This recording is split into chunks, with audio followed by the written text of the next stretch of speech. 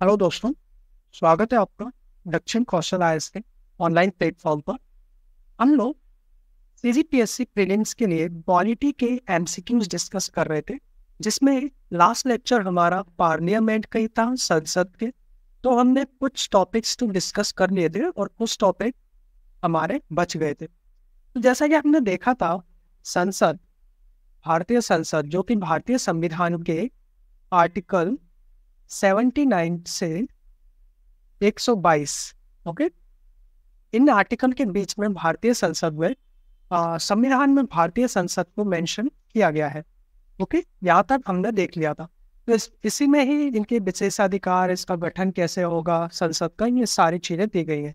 तो हमने previous lecture में कुछ क्वेश्चन डिस्कस कर लिए थे। हमने ये सब डिस्कस कर लिए थे। मूव करते हैं नेक्स्ट क्वेश्चन की तरफ। हमारे वो पार्लियामेंट हमने देख लिया था, कैसे कार्यकाल क्या, लोकसभा, शपथ ग्रहण, मंत्रियों का। ठीक है, ये सब चीजें हमने डिस्कस कर ली थी लास्ट लेक्चर में। धन विधेयक, ये चीजें हम डिस्कस कर रहे थे।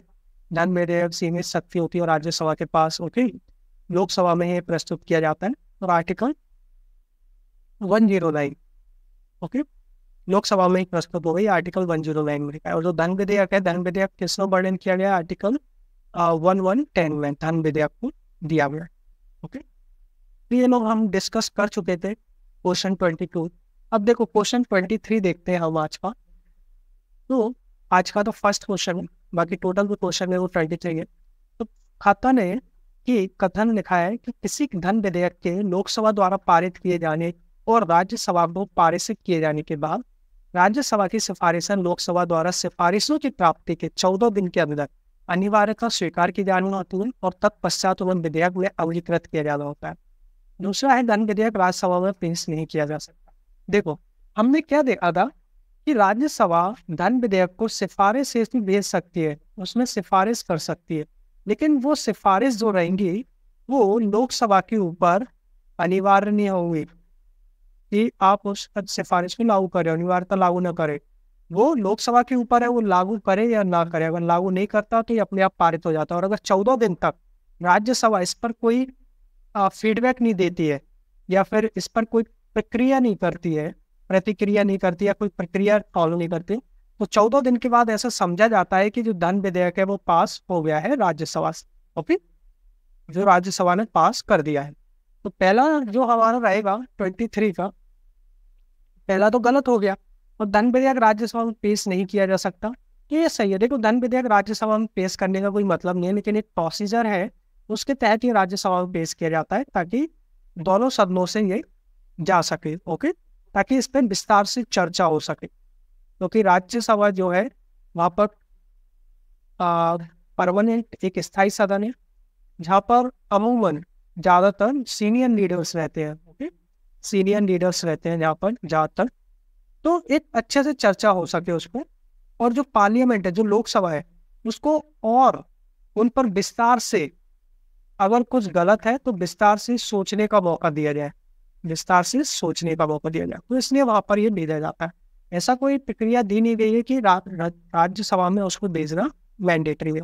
ओके, तो ये गलत है, किंतु सही है। नेक्स्ट देखते हैं, निम्न में से कौन सी शक्तियां लोकसभा को राज्यसभा की तुलना में अनन्य रूप से प्राप्त है? ठीक है, लोकसभा को राज्यसभा की तुलना में तो धन विधेयक केवल लोकसभा में प्रस्तुत किया जा सकता है, लोकसभा को प्राप्त है राज्यसभा की तुलना में।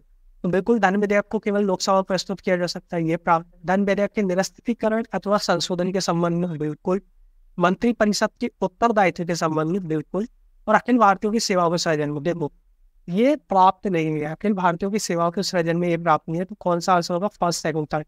अखिल भारतीय सेवाओं के सृजन में जो शक्ति प्राप्त है वो प्राप्त है मूल रूप से राज्यसभा, वो किसको प्राप्त है? राज्यसभा। ठीक है, इसके लिए आर्टिकल आप 312 देख सकते हैं। आर्टिकल 312 बोलता है कि अखिल भारतीय जो ऑल इंडिया सर्विस है, जैसे कि आपकी आईएएस हो गई, 3 तरह की अभी सर्विस बनी है, आईएएस, आईपीएस और IFS, Indian forest service. Okay, foreign नहीं है, Indian forest service. Okay, one सेवा। तो ये तीनों सर्विस, ये जो विषय है ये किसके विषय है? राज्य के।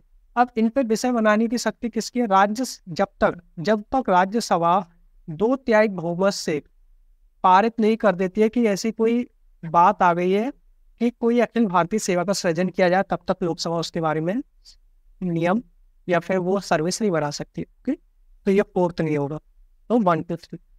नेक्स्ट देखते हैं 25 देखते हैं। आप निम्नलिखित में से कौन राज्यसभा की एकांतिक शक्ति के अंतर्गत है? यानी राज्यसभा की एकांतिक शक्ति है, नई अखिल भारतीय सेवा को सृजन होगी। हमने अभी देखा है आर्टिकल, कौन सा देखा हमने? आर्टिकल 312। ओके, नेक्स्ट देखते हैं राज्यसभा की लोकसभा के समान शक्ति है किस क्षेत्र में?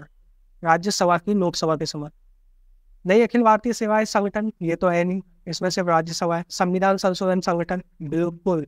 सरकार को हटाने, ये लोकसभा की है। कटौती प्रस्ताव, ये भी लोकसभा। तो आंसर क्या हो जाएगा? बी, संविधान के संशोधन।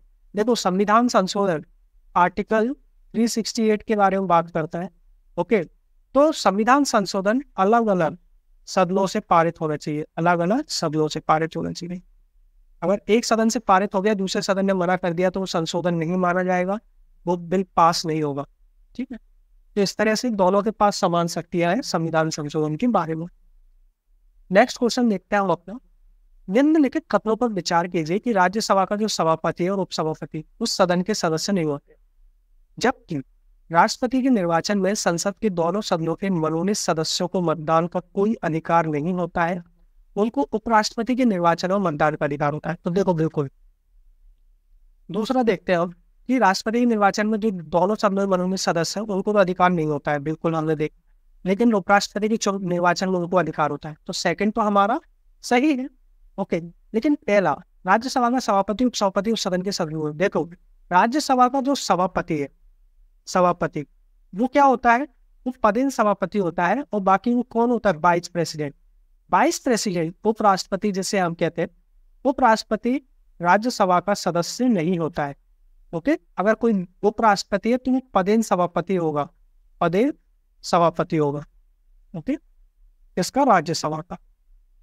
ये हमने कहाँ से लिया है? ये यूएसए के कॉन्स्टिट्यूशन से लिया है, यूएसए में भी यही फॉलो होता है।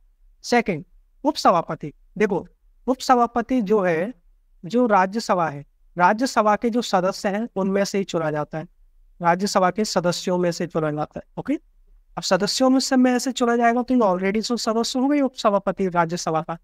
ओके, तो उपसभापति सदस्य होगा लेकिन सभापति नहीं होगा। तो इसमें पहला तो गलत ही हो गया, तो आंसर क्या आएगा? सेकंड। तो देखो, सभापति सदस्य नहीं होता है। ओके, ये होता है। अब उपसभापति सदस्यों में से चुना जाता है, ये कौन से आर्टिकल में लिखा है? अगर आप आर्टिकल देखें, आर्टिकल 89, और अगर और वो डीप देखें तो आर्टिकल 89(2), ओके, क्लॉज 2 में लिखा गया। और जो सभापति है, जो वाइस प्रेसिडेंट का जो इलेक्शन है, वाइस प्रेसिडेंट का इलेक्शन कौन से आर्टिकल में दिया गया है? आर्टिकल 66। ओके, और प्रेसिडेंट का इलेक्शन हमने देखा था, प्रेसिडेंट राष्ट्रपति का इलेक्शन किस आर्टिकल कौन सा है? आर्टिकल 54। देखो, ये ऐसे आर्टिकल है, इनको आपको याद रखना पड़ेगा, ये कभी भी पूछे जा सकते हैं। ओके, नेक्स्ट क्वेश्चन देखते हैं अब। निम्न में से कौन राज्यसभा का सदस्य होते हुए भी लोकसभा की कार्रवाई में भाग ले सकता है? देखो, राज्यसभा का सदस्य है और लोकसभा की कार्रवाई में भाग ले सकता है, यानी लोकसभा में आ सकता है वो, और उसकी बैठकों में हिस्सा ले सकता है लोकसभा की, और वहां पर बोल भी सकता है। तो कौन है? राज्यसभा का मनोनीत सदस्य जो कि क्षेत्र विशेषज्ञ हो, राज्यसभा के उपसभापति, मंत्री जो राज्यसभा का सदस्य हो, राज्यसभा में सदन का नेता, और इनमें से कोई नहीं। तो देखो, इनमें से एक है मंत्री जो कि राज्यसभा का सदस्य हो। आपने देखा होगा राज्यसभा का, आप क्या बता सकते हो ऐसा कोई मंत्री जो कि राज्यसभा में है? बिल्कुल, हम जानते हैं, एस जयशंकर। एस जयशंकर हमारे foreign minister. Okay, S Jaishankar को आपने देखा होगा, ये जो है ये सदस्य है राज्यसभा से, लेकिन आपने इनको लोकसभा में बोलते देखा होगा, है ना। दूसरे कौन है? निर्मला सीतारमण।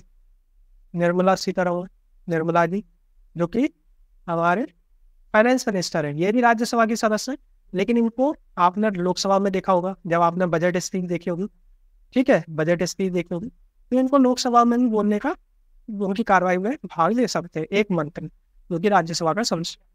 ओके, क्योंकि जो मंत्री होते हैं वो किसके प्रति जिम्मेदार होते हैं? वो जिम्मेदार होते हैं लोकसभा के प्रति, उत्तरदायित्व होता है उनका। तो लोकसभा में उनको आंसर देने के लिए आना पड़ेगा। ओके, लोकसभा के प्रति उत्तरदायित्व दायित्व होता है उनका, तो उसमें आना ही पड़ेगा। अब चूंकि वो राज्यसभा के सदस्य, तो राज्यसभा की प्रोसीडिंग में भी उन्हें भाग लेना पड़ेगा। ओके, नेक्स्ट क्वेश्चन देखते हैं हम। नेक्स्ट क्वेश्चन है, किसी मंत्री के विरुद्ध विशेषाधिकार प्रस्ताव उठाया जा सकता है। अब किस टाइम पे आप विशेषाधिकार प्रस्ताव उठा सकते हो?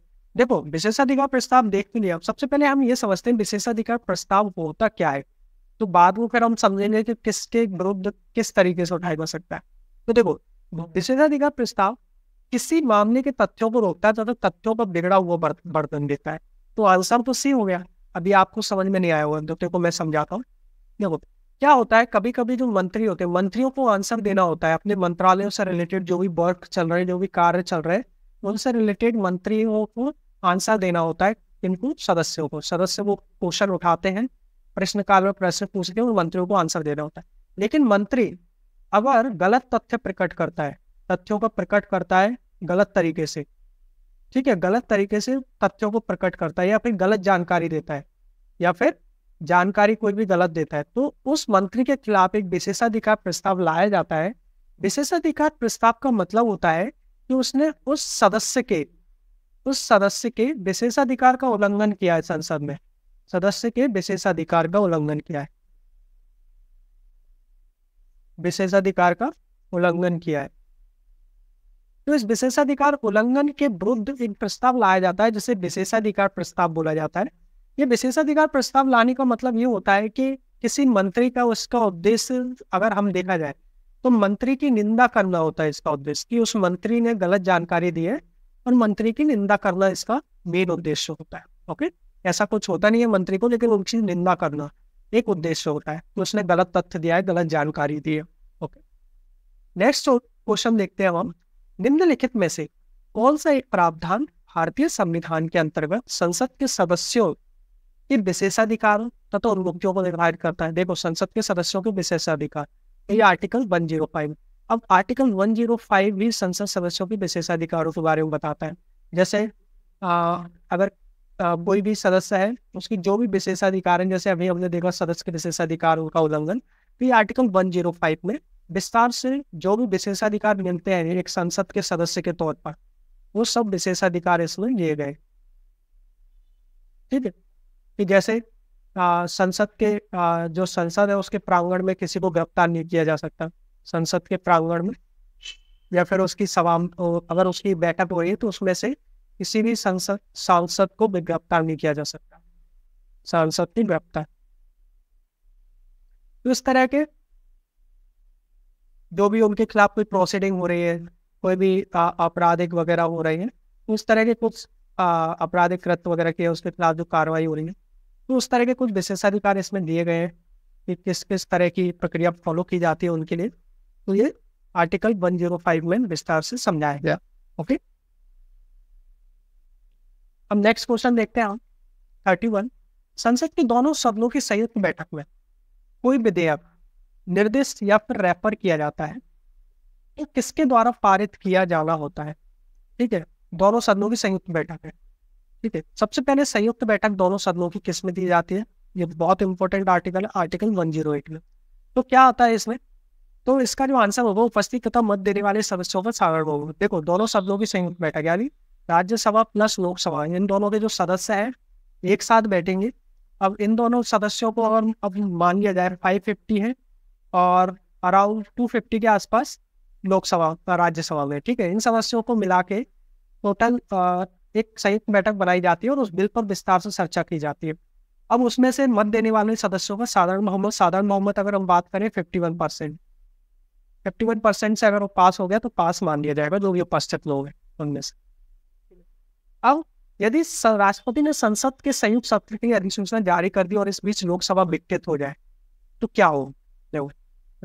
क्या बोल रहा है कि संयुक्त सत्र यानी संयुक्त बैठक है, उसकी अधिसूचना इसने जारी कर दी है। किसने? राष्ट्रपति, महामहिम राष्ट्रपति जी ने जारी कर दी है।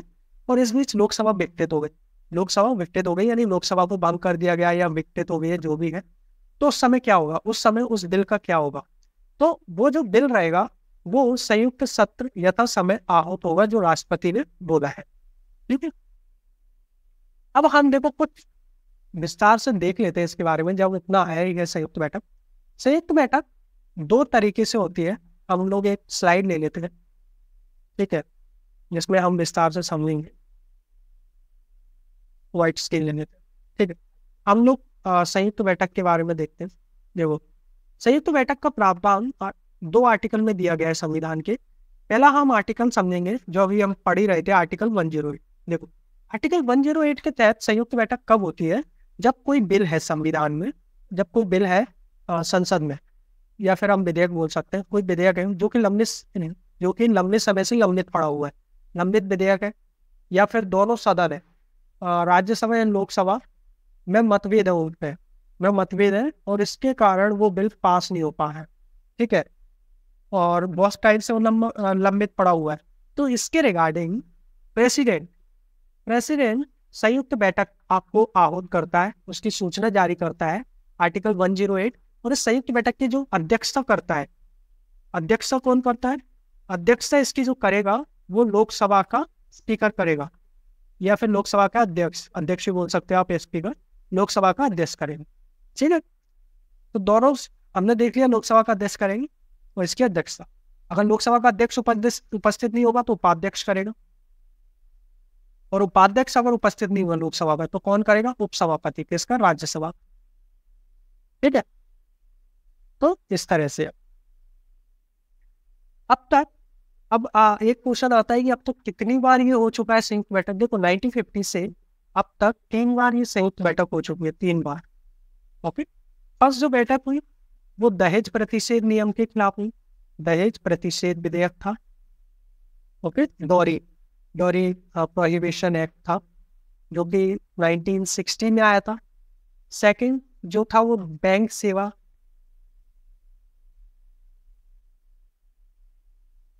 सेवा आयोग के रिगार्डिंग अधिनियम था, जो कि अराउंड 1977 में आया था। एंड जो थर्ड जो था आतंकवाद निवारण विधेयक, जैसे पोटाई बोलते हैं, prevention on terrorist activities act, इस काइंड का एक्ट है 2002 में। तो इन तीनों विधेयकों के लिए अब तक संयुक्त बैठक का प्रावधान हो चुका है आर्टिकल 108 के अलावा।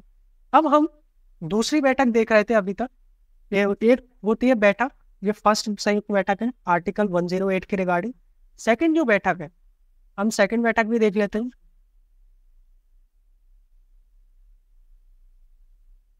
ये हो गया है, अब हम सेकंड बैठक देख लेते हैं। ठीक है, नेक्स्ट स्क्रीन देखते हैं, यहाँ से हम एक ले लेते हैं सेकंड बैठक, व्हाइट स्क्रीन। ओके, अब जो सेकंड बैठक हो गई, सेकंड संयुक्त बैठक, सेकंड जो संयुक्त बैठक होगी वो होगी आर्टिकल 87 के अकॉर्डिंग। अब आर्टिकल 87 के अकॉर्डिंग कौन सी बैठक होती है? देखो, आर्टिकल 87 के अकॉर्डिंग जो राष्ट्रपति होते हैं वो संबोधित करते हैं, राष्ट्रपति का संबोधन होता है। तो उस टाइम पे जब संबोधन होता है तो संयुक्त बैठक में करते हैं राष्ट्रपति को कभी आपने लोकसभा राज्यसभा में अलग अलग से बोल के नहीं देखा होगा। वो एक संसद भवन रहता है, यहाँ पर ज्वाइंट सीटिंग होती है, और वो वहां पर उनको संबोधित करते हैं। तो कब कब संबोधित करते हैं? जब आम चुनाव होते हैं, आम चुनाव में चुनकर जो नई गवर्नमेंट आती है, आम चुनाव में जो नई सरकार आती है चुनकर, नई सरकार की जो प्रथम बैठक होती है, ठीक है, प्रथम बैठक होती है, या फिर फर्स्ट जो सेशन होता है, प्रथम जो सत्र होता है, नई सरकार का जो प्रथम सत्र होता है, उसको संबोधित करते हैं। तो उस टाइम पे उनकी क्या होती है? संयुक्त बैठक होती है, लोकसभा राज्यसभा दोनों की। और दूसरा वर्ष का प्रथम सत्र, सत्र को भी संबोधित कर,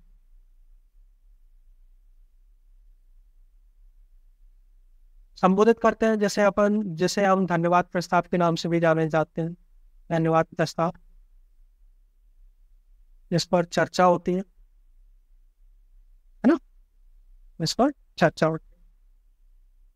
तो इस तरह आर्टिकल 87 के अनुसार भी होती है और आर्टिकल 108 के अनुसार भी।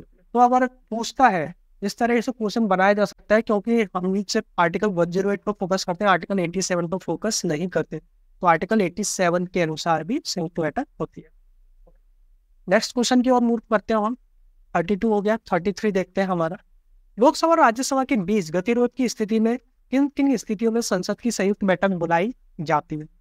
हमने देख लिया, साधारण विधि निर्माण को पारित करने की स्थिति में, धन विधेयक को पारित करने की स्थिति में, सिर्फ साधारण विधेयक को पारित करने की स्थिति में। देखो 108 के रिगार्डिंग जो विधेयक है, एक और बात थी कि धन विधेयक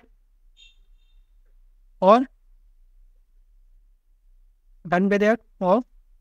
जो संविधान संशोधन विधेयक, संविधान संशोधन जो विधेयक, इन दो विधेयक के लिए संयुक्त बैठक नहीं हो सकती है। ओके, संयुक्त बैठक नहीं बुलाई जा सकती है, इनको दोनों सदनों से अलग अलग पारित होना हो। देखो धन विधेयक के लिए तो बुलाई नहीं जा सकती क्योंकि लोकसभा ही पारित करती है, तो संविधान संशोधन लोकसभा प्लस राज्यसभा इन दोनों से अलग अलग सदनों में पारित होना चाहिए। ओके, तो आंसर क्या होगा? नेक्स्ट क्वेश्चन को मूव करते हैं। करों और सरकारी कामकाज के निर्वाह में हुई अन्य प्राप्तियों से संघीय सरकार को प्राप्त हुआ समूचा राजस्व जमा होता है। कहाँ पे जमा होता है समूचा राजस्व? बिल्कुल भारत की संचित निधि में। ओके, देखो जब ये आ गया तो हम इसे भी समझ लेते हैं। इसके साथ साथ हम कॉन्सेप्ट भी करते जाते हैं। तो भारत की संचित निधि से धन निकालने के लिए निम्नलिखित में से किसका अनुमोदन अनिवार्य है? तो भारत की संसद से। देखो जब निधि की बात होती है, निधि फंड, जैसे आप फंड भी बोल सकते हैं, फंड्स। ओके, जब इसकी बात होती है तो 3 प्रकार की निधियों की बात आती है भारतीय संविधान में। पहली है संचित निधि। संचित निधि जो दी गई है वो दी गई है आर्टिकल 266(1) में। ओके, अब इसमें जो भी हम आय भरते हैं, आयकर रहता है, जो भी ऋण आता है, ठीक है, जो भी ऋण आता है गवर्नमेंट को, जो भी गवर्नमेंट को राजस्व प्राप्त होता है वो संचित निधि में ही जाता है। ठीक है, ये सारा संचित निधि जाता है, जो भी धनराशि प्राप्त होती है वो इसी में जाती है। और इससे धन निकालने के लिए आपको संसद की अनुमति प्राप्त करनी होगी, आपको विनियोजन विधेयक पारित करना होगा। ओके, विनियोजित विधेयक आपको इसको पारित करना होगा। इसके लिए विनियोजन विधेयक होता है, विनियोजित विधेयक, तो संसद से पारित करना होगा, तभी आप इससे धन निकाल सकते हो। ओके, फिर सेकंड आता है, ये तो हो गया। सेकंड आता है लोकलेखा। सेकंड क्या है? लोकलेखा। लोकलेखा निधि यह आती है आर्टिकल 266(2) में। अब इसमें क्या रहता है? देखो इसमें जो बैंकों का जो आदान प्रदान रहता है वहां से इसमें पैसा जमा होता है, बैंक का आदान प्रदान। अब बैंक के आदान प्रदान में क्या क्या आ जाता है? वहाँ की भविष्य निधि आ जाती है, बैंकों की भविष्य निधि, जो आप पैसा जमा करते हो भविष्य निधि इसमें जाती है। ओके, फिर आपका बचत आ गए, बचत बैंक खाते, ये जो पैसे हैं वो उनमें जमा रहते हैं। ठीक है, और जो भी विभागीय जमा, जो भी डिपार्टमेंटल डिपॉजिट रहते हैं, विभागों के जो भी जमा रहते हैं वो सब इसमें आते हैं। यानी आप मान सकते हो जो भी धनराशि आपकी संचित निधि में जमा हो रही है, उसके अलावा जो भी अलग से धनराशि है वो सब लोकलेखा निधि में जाती है। ओके, और इससे धन निकालने के लिए संसद की मंजूरी आवश्यक नहीं होती है, ये कार्यपालिका प्रक्रिया द्वारा संचालित होता है। यानी गवर्नमेंट डायरेक्ट धन निकाल सकती है, इससे किसी की मंजूरी नहीं रहती। ओके, कार्यपालिका प्रक्रिया द्वारा संचालित। लेकिन ऐसा नहीं है गवर्नमेंट को जवाब नहीं देना पड़ता है, गवर्नमेंट को जवाब बिल्कुल संसद में देना पड़ेगा। ठीक है, लेकिन यह है कि धन निकालने के लिए गवर्नमेंट को संसद की ओर जाने की जरूरत नहीं पड़ेगी। तीसरा है आकस्मिक निधि आती है तीसरी, जिसे हम इमरजेंसी फंड भी बोलते हैं। आकस्मिक निधि यह आती है आर्टिकल 267 में। ओके, देखो आकस्मिक निधि क्या होती है? इमरजेंसी फंड होता है, कभी कभी गवर्नमेंट को अग्रिम भुगतान करना पड़ता है या फिर पैसों की जरूरत होती है तो वो इसमें से रुपया निकाल सकती है। ठीक है, पैसों की आकस्मिक इमरजेंसी सिचुएशन। ओके, अब ये जो रहता है ये प्रेसिडेंट के अंडर में रहता है, ये प्रेसिडेंट के अंडर में रहता है, इसके लिए प्रेसिडेंट की वो चाहिए रहती है। और इसको जो हैंडल करता है वो वित्त मंत्रालय का सचिव करता है, वित्त सचिव इसको हैंडल करता है प्रेसिडेंट के पास। और इसके लिए भी बिल्कुल कार्यपालिका प्रक्रिया द्वारा जारी होती है, भी इसके लिए भी संसद की जरूरत नहीं पड़ती। ये सब पैसा कैसे जमा होता है? पैसा समय समय पर बिल द्वारा संचित निधि में से इसमें पैसा डाल दिया जाता है, संसद से बिल पास करवा। तो ये हो गया। नेक्स्ट क्वेश्चन देखते हैं हम। नेक्स्ट क्वेश्चन आता है, देखिए आप, संघ की सरकार यूनियन गवर्नमेंट के संदर्भ में निम्नलिखित तत्वों पर विचार कीजिए। राजस्व विभाग सदन में प्रस्तुत किए जाने वाले केंद्रीय बजट को तैयार करने के लिए उत्तरदायी है। सेकंड आता है, भारत की संसद के प्राधिकरण के बिना कोई धन भारत की संचित निधि से नहीं निकाला जा सकता है। और लोक लेखा में किए जाने वाले संवितरण और डिसबर्समेंट के लिए भारत की संसद के प्राधिकरण की आवश्यकता होती है।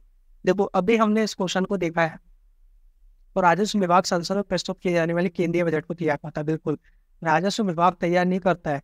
ये कौन विभाग तैयार करता है? ये करता है वित्त विभाग, वित्त मंत्रालय केंद्रीय बजट को तैयार करता है। राजस्व विभाग वित्त मंत्रालय के अंडर में ही आता है भारत की, या फिर आप बोल सकते हो वित्त विभाग करता है।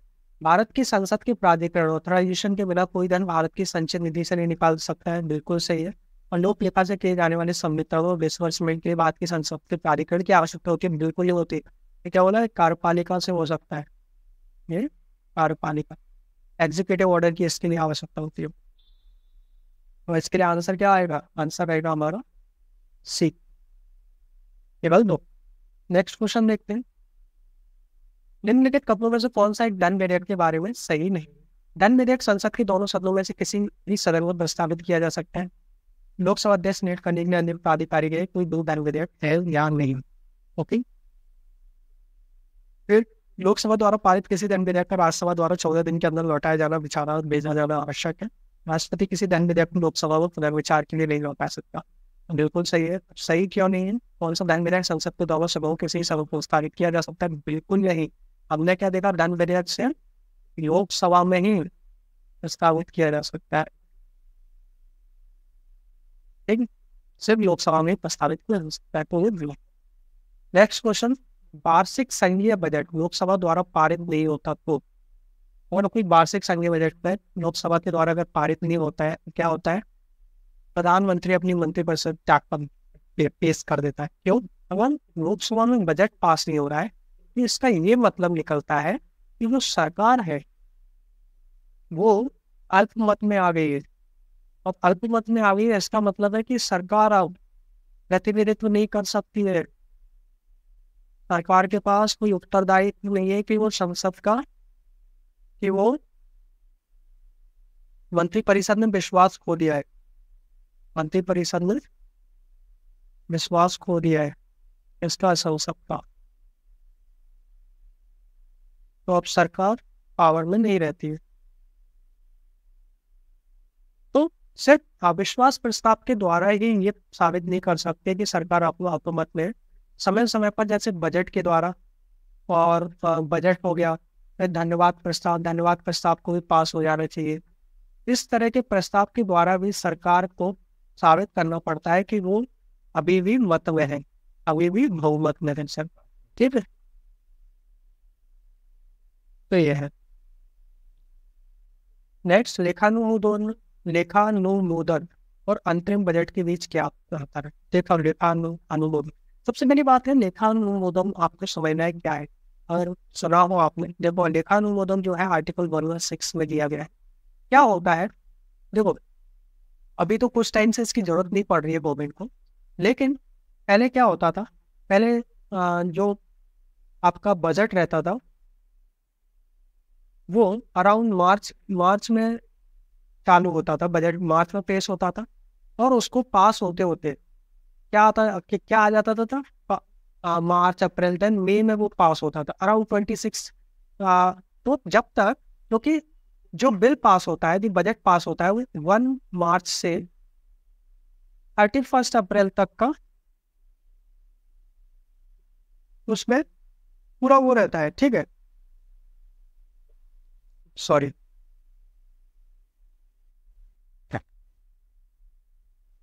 ये अप्रैल से 31 मार्च तक का पूरा वो रहता है उसमें।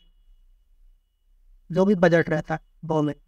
अब चूंकि ये बजट अप्रैल मार्च को पास किया गया, अप्रैल आ गया, मई आ गया, तो अप्रैल और मई का काम चलाने के लिए सरकार को प्रशासनिक व्यय चलाने के लिए अलग से रुपया चाहिए। अब वो रुपया कहाँ से आएगा? वो लेखानुमोदन एक बिल है, ये गवर्नमेंट को पास कराना रहता है ताकि वो उस समय के लिए संचित निधि से, अल्पकालिक व्यय के लिए संचित निधि से खर्च कर पाए। ठीक है, अल्पकालिक व्यय। ठीक है, ये अग्रिम अनुदान होता है संसद की तरफ से, अग्रिम अनुदान सरकार द्वारा लिया जाता है ताकि ये 2 महीने का खर्चा सरकार चला सके जब तक बजट पास नहीं हो जाए। तो अब अंतरिम बजट क्या होता है? ये हो गया। अब अंतरिम बजट जो होता है, जैसे सरकार है कोई, यहाँ पे देख लेते हैं हम। जैसे लोकसभा आम चुनाव होने जा रहे हैं उस साल।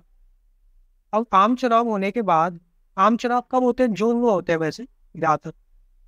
ठीक है, इसी टाइप का होता है जून में।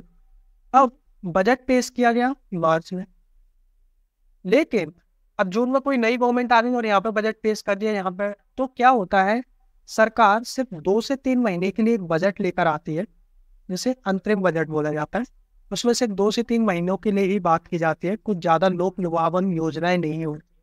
तो उस तरह के बजट को अंतरिम बजट बोला जाता है। इसमें बिल्कुल आय और व्यय दोनों की बात की जाती है, लेकिन जो लेखानुमोदन होता है उसमें से व्यय की बात की जाती है। तो कार्यवाहक सरकार अंतरिम बजट का प्रावधान का प्रयोग करती है। लेखानुमोदन सरकार के बजट के व्यय पक्ष मात्र से संबंधित है, जबकि अंतरिम बजट व्यय तथा आवती दोनों सम्मिलित होते हैं। तो इसका सही आंसर क्या होगा? बी। तो स्थायी सरकार का प्रावधान का प्रयोग करती है कि बीच के अंतर, जबकि कार्यवाहक सरकार, जो कार्यवाहक सरकार नहीं, स्थायी सरकारी करती है, ये भी स्थायी सरकारी करती है, लेकिन जो आम चुनाव होते हैं उसके कारण भी काम किया। नेक्स्ट क्वेश्चन देखते हैं। वित्तीय विधायन में चरण सम्मिलित है। देखो, वित्तीय विधायन में जो बजट है वो कैसे पास होता है? सबसे पहले बजट का प्रस्तुतिकरण हो गया, ये फर्स्ट प्रोसेस हो गई। ठीक है, फिर बजट का प्रस्तुतिकरण हो गया, बजट पर चर्चा होगी, आम चर्चा होगी। फिर बजट का प्रस्तुतिकरण हो गया, उस पर आम चर्चा होगी। फिर विनियोग विधेयक को पारित करेंगे, फिर वित्त विधेयक को पारित करेंगे, जन लेखानुदान। इसका सही आंसर क्या होगा? 1 2 3 4 5। लेखानुदान जो बाद में किया जाता है जब बजट पूरा पास हो गया, फिर नेक्स्ट ईयर की वो प्रोसेस रहेगी उसमें। अब इसके बीच देखो, पहले अगर हम और प्रोसेस में चले, पहले प्रस्तुतिकरण होता है बजट का, फिर उसके बाद एक आम बहस की जाती है। ठीक है, आम बहस हो गई, फिर उस बजट की जो विभागीय समिति होती है उनके द्वारा जांच की जाती है, विभागीय समितियों द्वारा जांच की जाती है, जो कि संसद की समितियां होती हैं। ठीक है, अब संसद की समितियां, विभागीय समितियों द्वारा जांच हो गई, फिर उसके बाद जो अनुदान की मांग हो उन पर मतदान होता है। अनुदान पर मतदान होता है। अनुदान की मांगों पर मतदान हो गया, उसमें बात होगी। फिर उसके बाद जो विनियोग विधेयक है वो पारित होगा, विनियोग विधेयक पारित हो गया। जब विनियोग विधेयक पारित हो जाएगा तो फिर धन विधेयक पारित होगा, उसके बाद धन विधेयक पारित। ठीक, फिर प्रोसेस होती है, फिर प्रोसेस होती है बजट। नेक्स्ट क्वेश्चन देखते हैं। निम्नलिखित में से कौन सही सुमेलित नहीं है? नीति निरानुमोदन प्रस्ताव, मितव्ययिता प्रस्ताव, सांकेतिक। देखो, नीति निरानुमोदन इसका मतलब होता है कि बजट की मांग को घटाकर 1 रुपया कर दिया जाए, यानी पूरी नीति को ही शून्य करार कर दिया जाए कि नीति ही वो गलत है, इसका मतलब होता है। मितव्ययिता प्रस्ताव यानी बजट की मांगों में से एक निर्दिष्ट राशि घटा दी जाए, जिसमें विपक्ष बोलता है कि जो ये काम है, जो गवर्नमेंट प्रोजेक्ट जिस पर ये व्यय कर रही है, वो इससे कम में भी हो सकता है, तो उसके लिए ये प्रस्ताव लाया जाता है। ठीक है, सांकेतिक प्रस्ताव, इस सांकेतिक प्रस्ताव की एक राशि कम कर दी जाए, ये सिर्फ एक टोकन मनी होता है, टोकन कम कर दिया जाए। लेखानुदान, बजट मांगों को पूर्ण रूप से वित्तीय वर्ष के लिए पारित करना। तो लेखानुदान भी हम पढ़ चुके हैं, ये होता नहीं है, तो कौन सा सही सुमेलित नहीं है? डी, ये सही सुमेलित नहीं है। तो ये बजट के रिगार्डिंग प्रस्ताव लाए जाते हैं, ये बजट में होते हैं प्रस्ताव। ठीक है, ये विपक्ष द्वारा लाए जाते हैं, और इनके द्वारा लाए जाते हैं, विपक्ष के द्वारा। नेक्स्ट, तारांकित प्रश्नों के बारे में क्या सही? देखो, सबसे पहले तारांकित प्रश्न देते हैं। देखो, हम जानते हैं जो फर्स्ट आवर होता है, जो पहला घंटा होता है संसद में, जब संसद की कार्रवाई आप देखते होंगे लोकसभा की, उसमें फर्स्ट आवर होता है प्रश्नकाल। अब प्रश्नकाल में आपने देखा होगा जो सदस्य होते हैं वो मंत्रियों से क्वेश्चन पूछते हैं, ठीक है। तो आपने देखा होगा मंत्रियों के हाथ में पेजेस होते हैं, कुछ फाइल्स होती है, और स्पीकर भी एक पेन लेके उन पर टिक करता रहता है। तो क्या रहता है उसमें, देखो तारांकित और अतारांकित प्रश्न, क्योंकि जो प्रश्न रहते हैं वो पहले से ही निर्धारित होते हैं कि कौन से प्रश्न पूछे जाएंगे। तो तारांकित प्रश्न होते हैं, तारांकित जो प्रश्न होते हैं वो उनके लिए कोड है जो कि मतलब डिसाइड किया गया है लोकसभा की प्रक्रिया के द्वारा। तो उसका जो कलर होगा वो कौन सा होगा, ग्रीन होगा, ओके। अब इसमें देखो वो लोग मौखिक प्रश्न पूछ सकते हैं प्लस पूरक प्रश्न भी पूछ सकते हैं, ओके। और इसके लिए उन्हें 15 डेज का प्रायर नोटिस देना पड़ता है, 15 डेज का प्रायर नोटिस देना, जिन सदस्यों को ये क्वेश्चन पूछना है, ओके। तारांकित क्वेश्चन को बोला जाता है। फिर होता है अतारांकित क्वेश्चन। अब जो अतारांकित क्वेश्चन होते हैं उनके लिए जो पेज यूज किया जाता है, जो पूछना चाह रहे हैं अतारांकित क्वेश्चन, उसकी सूची व्हाइट पेज में होती है, उसमें लिखित रिपोर्ट देते हैं, लिखित रिपोर्ट। अब क्योंकि लिखित रिपोर्ट दी जाती है, लिखित उसका आंसर दिया जाता है, तो उसमें आप पूरक प्रश्न नहीं पूछ सकते, ठीक है, उसमें आप पूरक प्रश्न नहीं पूछ सकते। और इसके लिए आपको सेम 15 डेज का प्रायर नोटिस चाहिए, देना पड़ता है। फिर आते हैं अल्प सूचना के प्रश्न, लो नोटिस पे दिए जाते हैं। अल्प सूचना के प्रश्न आते हैं जो कि आप बोल सकते हो लाइट पिंक कलर के रहते हैं, हल्के गुलाबी कलर के रहते हैं। इसमें भी सेम मौखिक प्रश्न पूछे जाते हैं प्लस पूरा प्रश्न आप पूछ सकते हो। अब ये अल्प सूचना है तो 10 डेज का प्रायर नोटिस में आप दे सकते हो, ठीक है, 10 डेज का नोटिस। एक और होता है जो कि प्राइवेट मेंबर को कोई भी प्रश्न पूछ सकता है, जो कि प्राइवेट मेंबर किन्हें बोलते हैं, प्राइवेट मेंबर उन्हें बोलते हैं जो कि मंत्री नहीं है या फिर सरकार के सदस्य, जो कि मंत्री परिषद के सदस्य नहीं है, ओके। तो जो भी प्राइवेट गैर सदस्य हो गए, गैर सरकारी सदस्य जो कि सरकारी सदस्य नहीं है, तो उनके लिए जो यूज होता है कलर, वो कलर यूज होता है येलो, पीले कलर, तो ये हो गए। अब तारांकित प्रश्नों के बारे में क्या सही है, उत्तर मौखिक दिया जाता है, बिल्कुल हमने दिया, देखा। प्रश्न पूरक प्रश्न पूछे जा सकते हैं, बिल्कुल पूछे जा सकते हैं, ठीक है। तो आंसर क्या हो जाएगा 42 का, हमने जो पढ़ा आंसर हो जाएगा नहीं, फर्स्ट एंड थर्ड। नेक्स्ट देखते हैं भारतीय संसद में स्थगन प्रस्ताव लाने का और क्या उद्देश्य। देखो सबसे पहले तो स्थगन प्रस्ताव देखते हैं क्या होता है। स्थगन प्रस्ताव क्या होता है, जब कोई लोग ऐसे किसी विषय पर बहस करिए जो कि लोक महत्व का है, जो कि बहुत महत्वपूर्ण सब्जेक्ट है, ठीक है। उसको बहस करने के लिए जो कि सदन की प्रक्रिया है, सदन की जो बैठक चल रही है उसको स्थगित करके, सदन की जो बैठक चल रही है उसको स्थगित करके जो भी उनका प्रस्ताव है, जो भी जिस पर प्रस्ताव लाना चाहते हैं, जिस पर बहस करना चाहते हैं, उसके लिए स्थगन प्रस्ताव लाया जाता है कि अभी जो बैठक चल रही है उसको आप स्थगित करो और जो लोक महत्व का विषय है उस पर बहस की जाए, ठीक है। अब इसको कम से कम 50 सदस्यों द्वारा